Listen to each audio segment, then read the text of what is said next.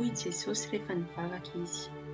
Tsy ny hanesoranao azy amin'izao tontolo izao no hivavahako, fa ny hiarovanao azy amin'ilay ratsy.